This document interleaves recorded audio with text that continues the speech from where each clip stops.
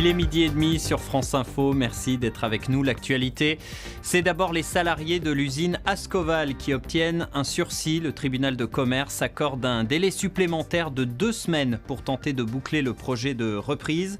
Ça coince toujours, vous le savez, avec l'actionnaire Vallourec qui refuse de mettre la main au portefeuille. Près de 300 emplois sont en jeu. L'usine Ascoval qui fabrique de l'acier près de Valenciennes est menacée de fermeture sur place. Vous le voyez, les salariés sont en grève, ils bloquent le site. Les nouvelles révélations dans l'affaire Lactalis. D'après l'association des familles des victimes, le groupe Lactalis a continué à vendre du lait en poudre à des industriels après le scandale et après le rappel des produits pour bébés. D'après l'association, ce lait en poudre a servi à fabriquer notamment des yaourts, des produits qui ont pu être contaminés eux aussi au salmonelle. Dans un communiqué ce matin, Lactalis se défend. D'après le groupe, ce lait en poudre a été fabriqué et conditionné à part dans un endroit qui n'était pas contaminé dans l'usine. Un adolescent de 16 ans poignardé à mort la nuit dernière à Paris. Il a été tué lors d'une bagarre entre bandes rivales. Ça s'est passé dans le 20e arrondissement de la capitale.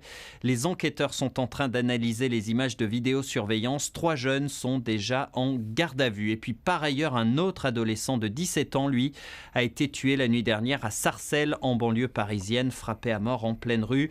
Ses agresseurs ont pris la fuite. L'actualité internationale avec le bras de fer entre l'Europe et l'Italie. Le commissaire européen à l'économie Pierre Moscovici se dit prêt à dialoguer avec le gouvernement italien après le rejet hier par Bruxelles du budget 2019 de l'Italie. C'est du jamais vu dans l'histoire européenne.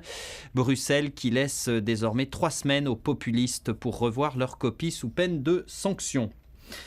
Les utilisateurs de trottinettes risquent de devoir changer leurs habitudes face aux accidents qui se multiplient. La ministre des Transports va sévir. Elisabeth Borne veut obliger les trottinettes à respecter le code de la route. Pour cela, le code de la route va être modifié. Une nouvelle catégorie de véhicules va être créée.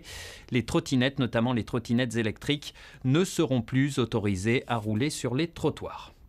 Et puis on vous en parlait hier sur France Info, le jackpot record mis en jeu aux États-Unis, une super loterie de 1,6 milliard de dollars.